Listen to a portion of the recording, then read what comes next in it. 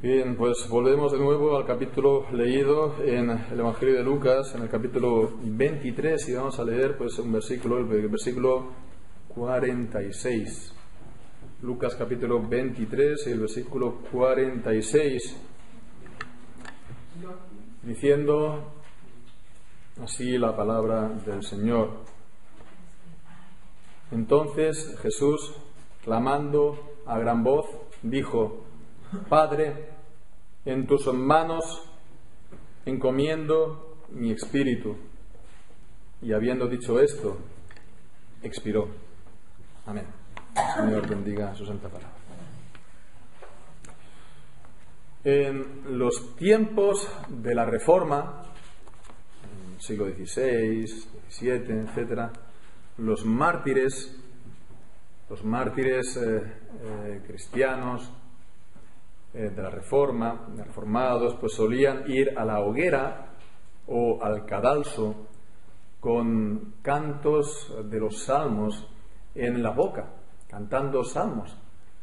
Y bien, en esto los mártires estaban siguiendo los pasos del bendito Salvador, el Señor Jesucristo, quien en su momento supremo, estando en la cruz del Calvario, pues lo vemos en dos ocasiones, pues con palabras de los salmos en la boca, cuando dijo: Elí, Elí, lama sabactani, Dios mío, ¿por qué me has abandonado? Esto son las palabras iniciales del Salmo 22, y esta que hemos leído en el Lucas 23, 46, hemos leído que decía: Padre, en tus manos encomiendo mi espíritu. Pues esto es lo que también leemos en el Salmo 33.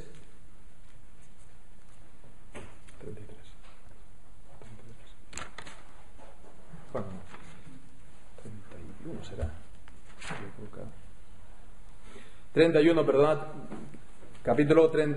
Salmo 31, versículo 5: En tu mano encomiendo mi espíritu. Entonces es una cita del Salmo 31, versículo 5. Y es por eso por lo cual, dicho sea de paso, entre paréntesis, el canto de los salmos en la Iglesia es incomparable e incomparablemente mejor que cualquier otro canto de composición humana que salga directamente de la mente de los hombres. Porque el canto de los salmos en la Iglesia refleja, vemos, el alma humana de Jesús. El alma humana de Jesús. Y esto no solamente porque Jesús los cantó, los salmos, y los cantó en exclusiva, sin otros cantos, solamente los salmos. Y los cantó también sin acompañamiento musical, sin instrumentos musicales. Cuando vivía en los tiempos de su vida terrenal, los cantaba así en las sinagogas, como era su costumbre, los días de sábado, los sábados, los días de reposo. No solamente esto, sino además porque vemos, también reflejan las experiencias de Jesús, también reflejan pues el alma humana de Jesús, lo que él pensaba, lo que él sentía en distintas ocasiones y fundamentalmente en el momento supremo de entregar la vida. Entonces vemos este pasaje. ¿Qué es lo que aprendemos en este versículo? ¿Qué es lo que aprendemos de este canto? El Salmo 31, convertido entonces en oración a Dios en los labios de Jesús. Pues doctrinalmente es muy importante. Vemos primeramente la humanidad perfecta y entera de Jesucristo. La humanidad perfecta y entera de Jesucristo. Jesucristo era el Verbo. Jesucristo era el Hijo. Jesucristo era la segunda persona de la Trinidad, eternamente engendrado del Padre. Pero vemos, Él también es perfecto hombre con una humanidad perfecta y entera. Hemos visto, estamos siguiendo los Gálatas normalmente, de manera ordinaria, en la carta de los Gálatas. Hemos estado en Gálatas capítulo 4, en el versículo 4, hemos leído y hemos estado considerando que Él, Jesucristo, fue, dice la traducción corriente, habitual, desde 60 hasta aquí, nacido de mujer, nacido bajo la ley. Aunque seguramente es más apropiado, mejor, la traducción antigua, hecho de mujer, hecho bajo la ley. Entonces vemos que esto está refiriéndose primeramente al cuerpo de Jesús. María es la madre de Jesús, es la madre de su humanidad. Es decir, que Jesús tomó de su cuerpo, el cuerpo de Jesús tomó de, digamos, el ser de María, del cuerpo de María. Jesús, en su humanidad, tomó el lenguaje teológico que utiliza la confesión de fe de su substancia, es decir, de su naturaleza humana. Entonces vemos que, de esa manera, el cuerpo de Jesús es realmente humano porque lo recibió de María, sin intervención de hombre, sino de María y de Dios, el Espíritu Santo, que la cubrió con su sombra, como dice la Escritura. Es decir, el cuerpo humano de Jesús es real y es verdadero y es humano, porque fue tomado o recibido de la sustancia del cuerpo humano de María. Es real y verdadero, no es una mera apariencia, sin que sea verdaderamente humano. No es un fantasma, ¿verdad? No es, pues, como si fuera una aparición. No es nada de esto. Hubo, a lo largo de los siglos, los primeros siglos de la Iglesia, la herejía del docetismo. El docetismo, que venía a decir que el cuerpo humano de Jesús era una apariencia, pero no era algo real. Y como no hay nada nuevo debajo del sol, las herejías vienen y van y se presentan siempre con distintos nombres y bajo distintas caretas, pero en el fondo es lo mismo. Y hoy en día pues también hay otros que dicen y afirman, y de manera violenta pues lo hacen, diciendo que Jesús no tomó ninguna humanidad de María. No tomó ninguna humanidad de María. ¿Y quiénes son estos que lo dicen? Pues tengo que citarlo y tengo que decirlo claramente. ¿Conocemos la Biblia textual? No, seguramente no, porque nosotros no la utilizamos aquí y tampoco la citamos ni las empleamos. Pero una Biblia de origen evangélico protestante, bastante aceptación y uso en el tiempo actual. En sus prefacios, en sus páginas web, están hablando de que la doctrina, y citan directamente la Confesión de Fe de Westminster, que dice que Jesús tomó la sustancia de María, ¿no?, la humanidad de la sustancia de María. Ellos lo califican de herejía. Vemos la audacia de los heréticos, son ellos los heréticos. ¿Qué es lo que ellos dicen? Pues ellos hablan de una palabra nueva, cigoto divino. Es decir, ellos están hablando de que el cuerpo humano de Cristo fue una creación de Dios en María. Pero de esa manera María no sería su madre. Fue solamente el vientre que lo albergó. De esa manera, pues, María sería, y realmente sería así, el primer vientre de alquiler de la historia. Vemos. Entonces, además de todo eso, eso está en contra de lo que dice la palabra de Dios en muchos lugares, pero por quedarnos solamente en uno, vamos a ver lo que dice en Efesios capítulo 5, versículo 30 y 31, cuando dice: porque, está hablando de Cristo, somos miembros de su cuerpo, de su carne y de sus huesos. Somos miembros de su cuerpo, de su carne y de sus huesos. Está hablando de Cristo.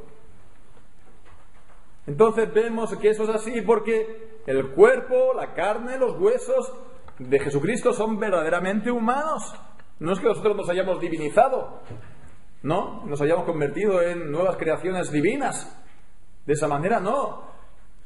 Él tomó la humanidad de María, o de su humanidad la tomó de María, de la sustancia de María y por lo tanto de esa manera que somos pues, miembros de su carne, de sus huesos, tal como hemos leído en Efesios capítulo 5.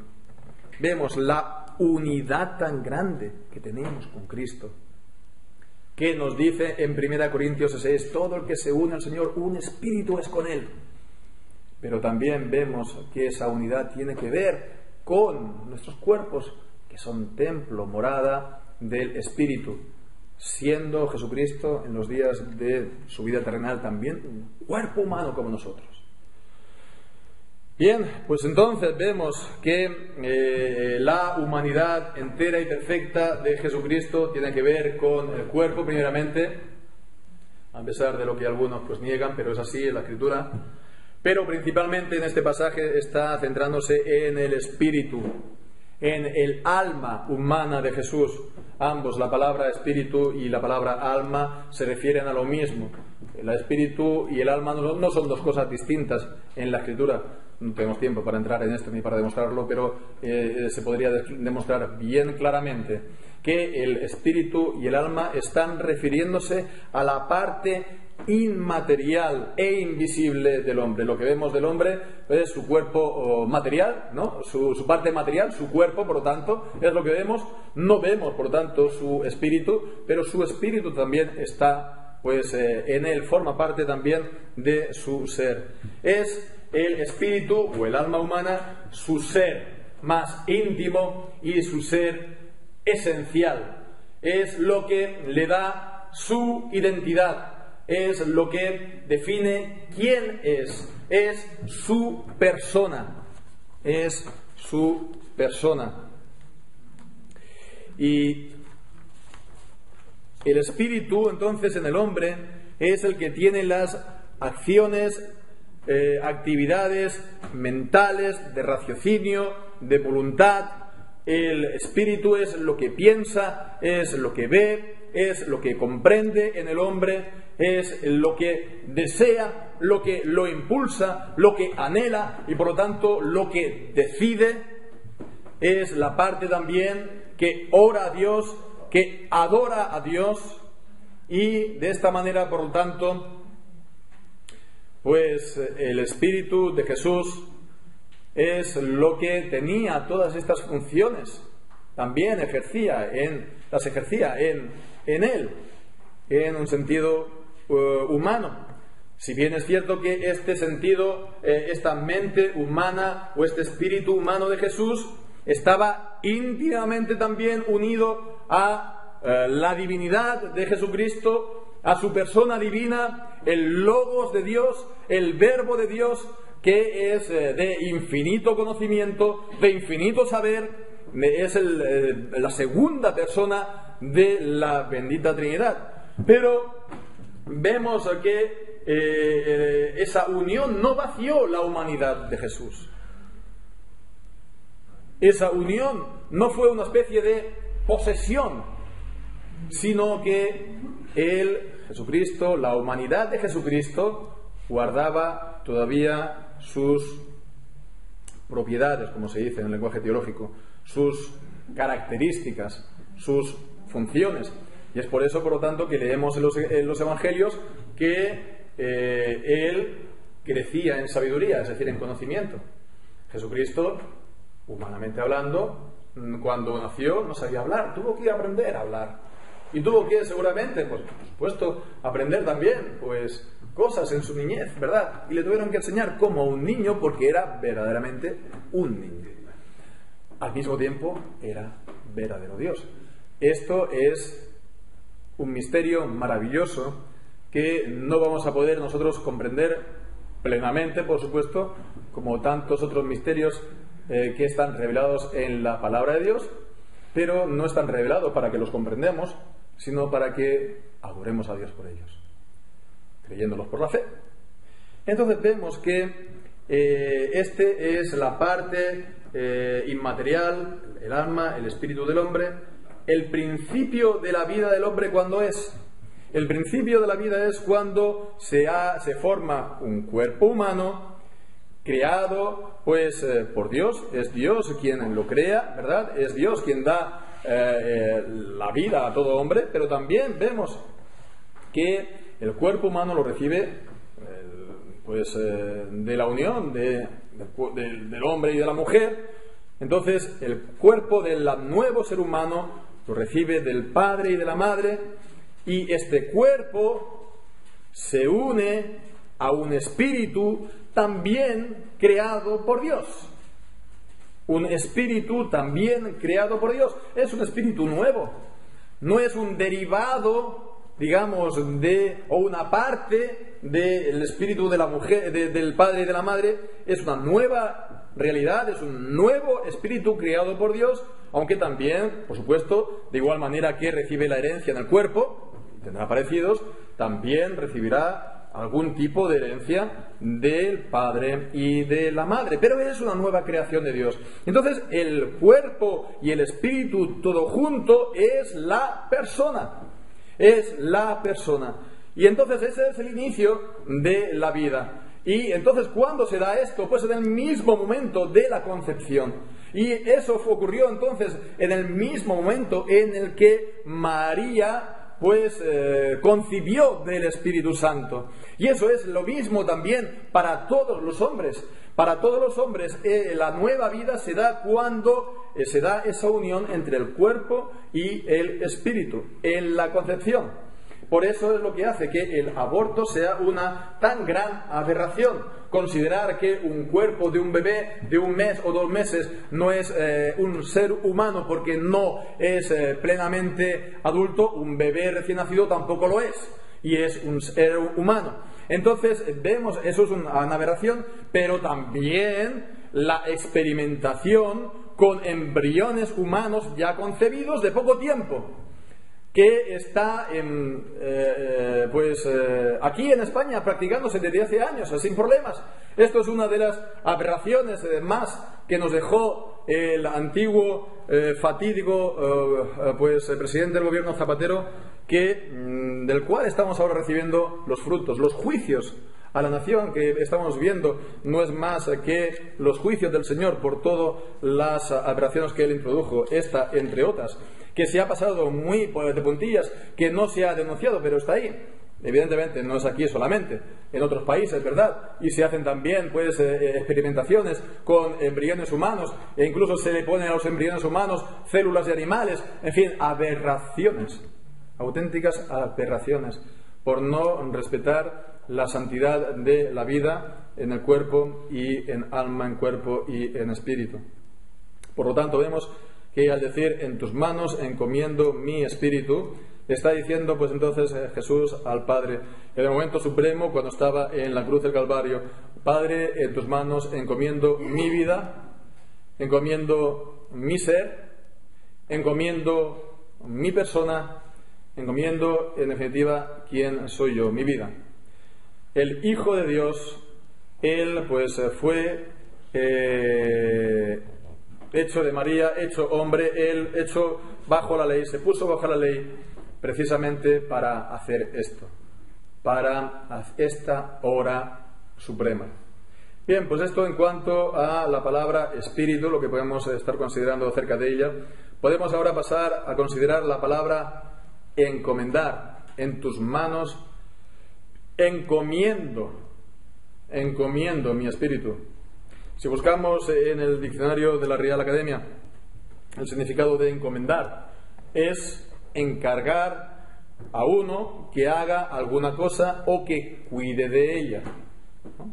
El hijo tiene a los padres enfermos y tiene que salir de viaje, y entonces encomienda los padres enfermos al cuidado de otra persona, ya sea familia o etcétera, etcétera.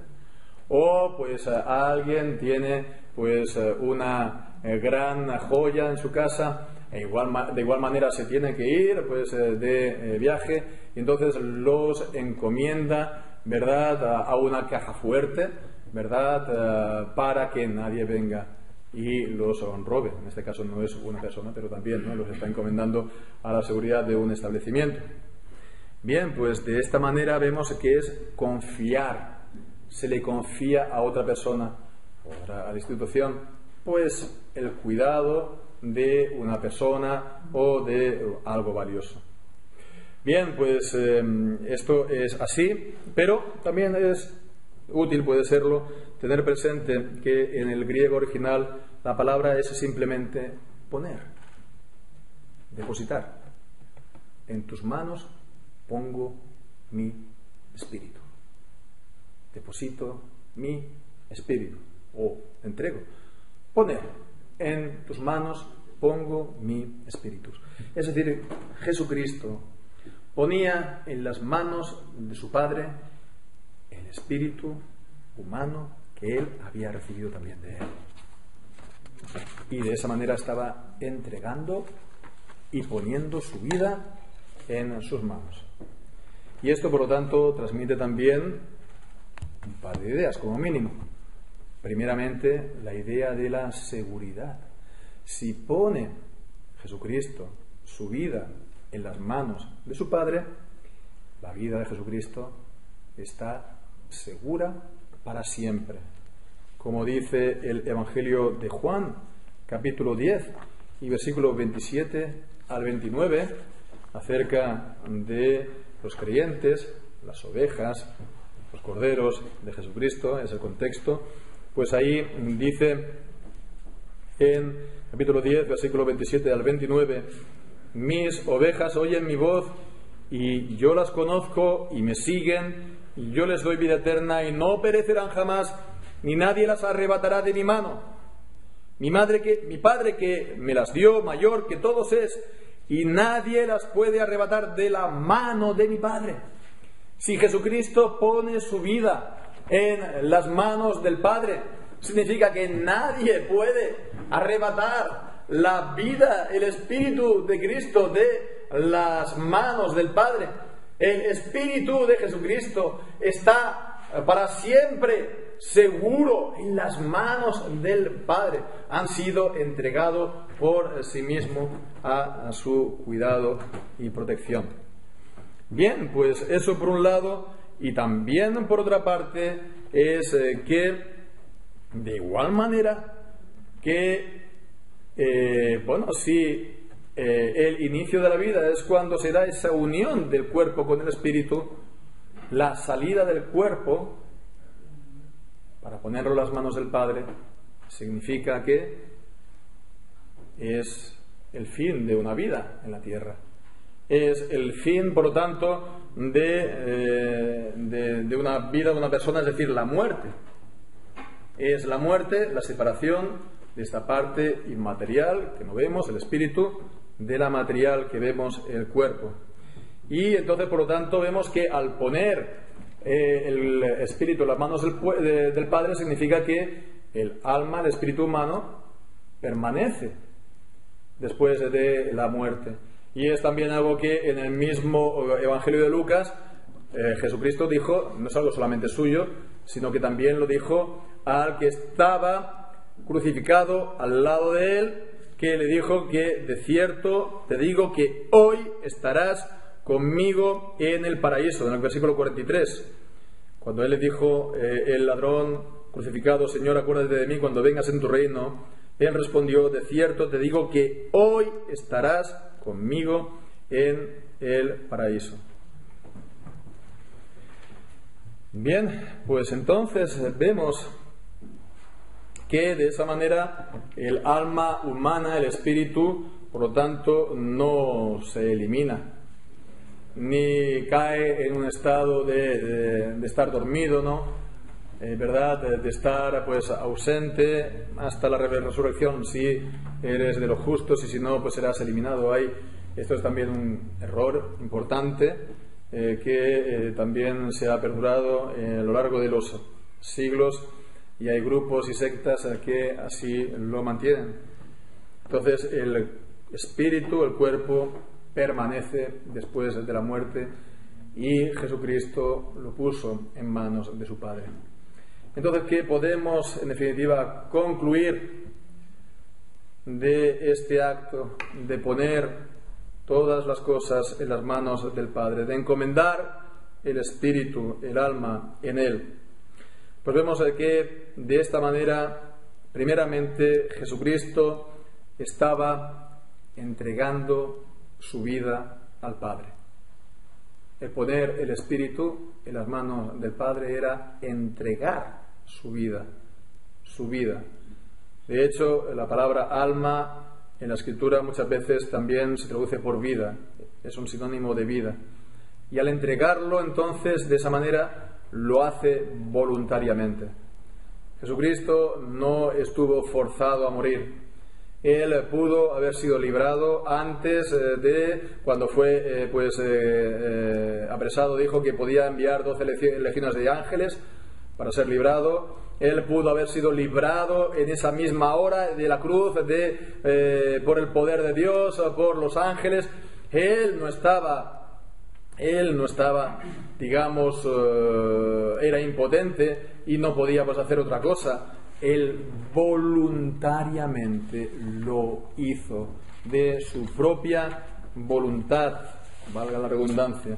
Así pues, poner su vida, entonces también, al hacerlo voluntariamente, él, Jesucristo, tenía en vista a los otros. Jesucristo, pues, tenía en mente a las personas por las cuales Él moría, por las cuales Él entregaba su vida. Él ponía su vida en lugar de otro. Esto es como en una situación de peligro, pues uno ve a su hijo que va a ser embestido por un coche y pues se pone en medio para apartar al niño a riesgo de que lo lleve por delante. O pues cuando hay pues una toma de rehenes, entonces pues uno se presenta en lugar del otro para que él pueda salir pues libre. De esa manera, por lo tanto, Jesucristo se entregó a sí mismo. Cuando estábamos nosotros hundidos en el pecado, estábamos nosotros presos en el pecado, Él se puso en nuestro lugar, el lugar que nosotros merecemos. Nosotros éramos reos de la justicia divina. Nosotros merecíamos estar en la cruz, como dicen pues uno al otro de los malhechores que estaban juntamente con Cristo. Nosotros justamente estamos aquí, ¿verdad? Porque nosotros lo merecíamos. Jesucristo no lo merecía, pero Él se puso en el lugar de los que sí lo merecen, de los pecadores que merecen ese juicio. Así, por lo tanto, esa muerte de Cristo, esa entrega de su Espíritu es voluntaria, pero en segundo lugar es sustitutoria, es vicaria. Y no solo eso, porque en tercer lugar vemos que la entrega al Padre es una ofrenda a Dios, un sacrificio a Dios por el pecado.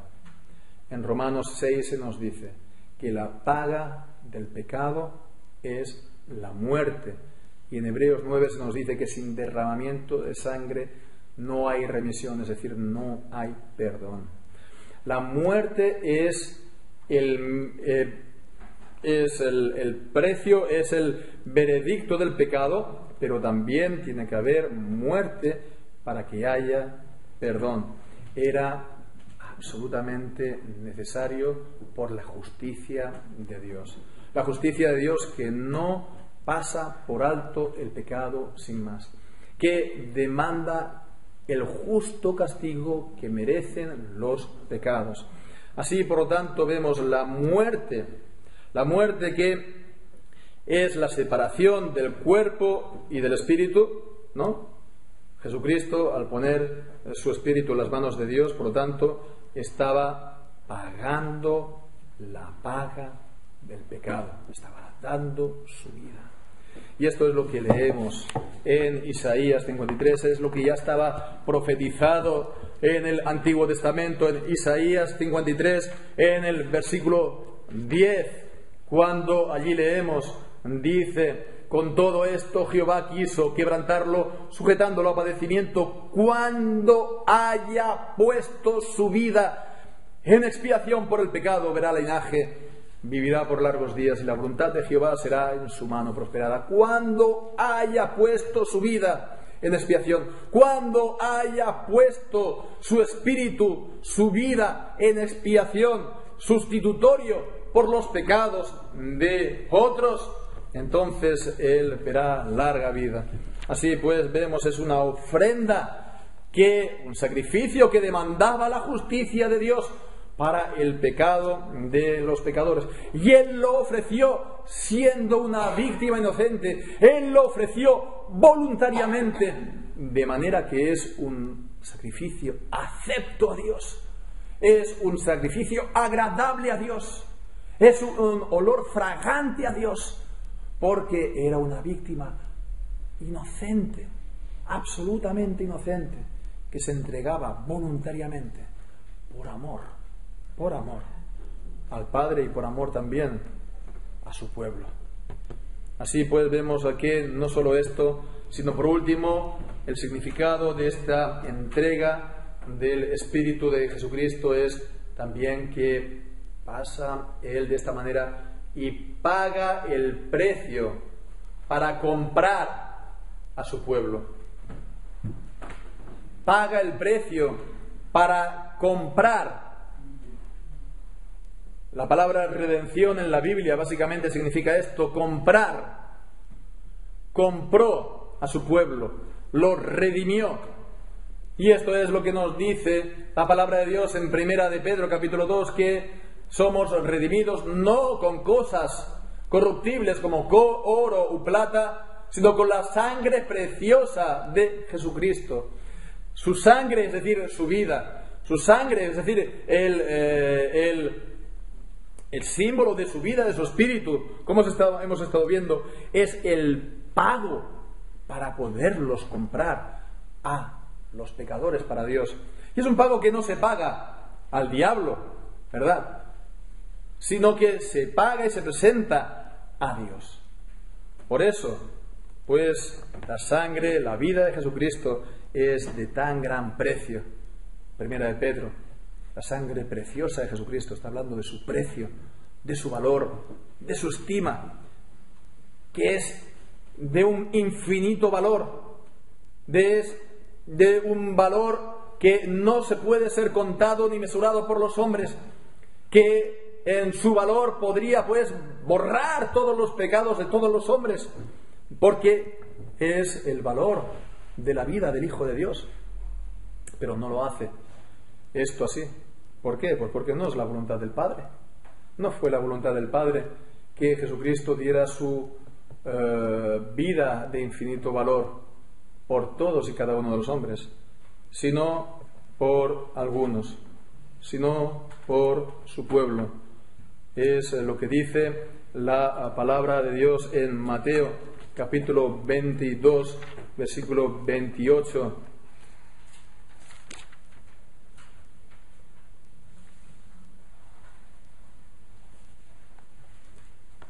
No es esta cita, bueno, es la cita que dice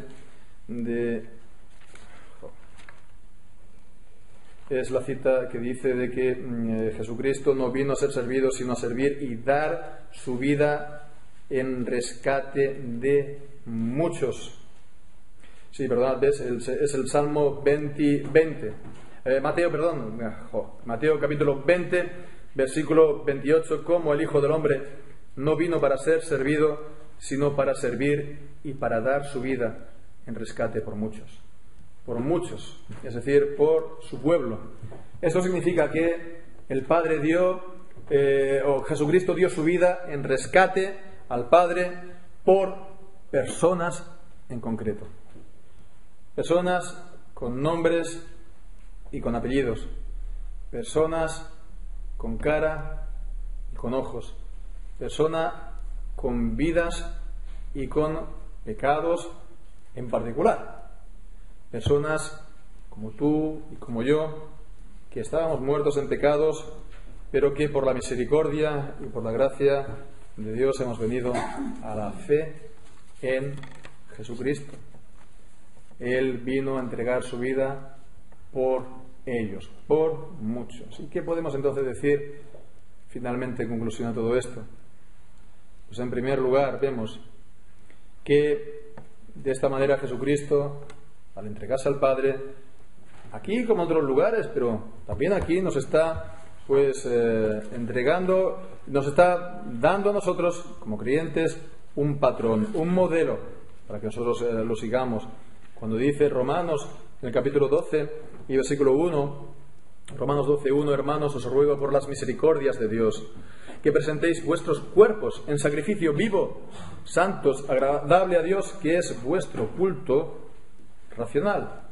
A nosotros también se nos dice de entregarnos a Dios de esta manera. También se nos dice que nos entreguemos como un sacrificio, que entreguemos nuestros cuerpos, que entreguemos nuestras vidas, que entreguemos nuestros espíritus al Padre. Vemos que no hemos de tener entonces miedo a hacerlo. Jesucristo ya lo hizo y por supuesto el Padre es bueno. Si nosotros encomendamos las cosas de gran valor a otras personas, nos podremos ver nosotros defraudados porque nos pueden a nosotros fallar.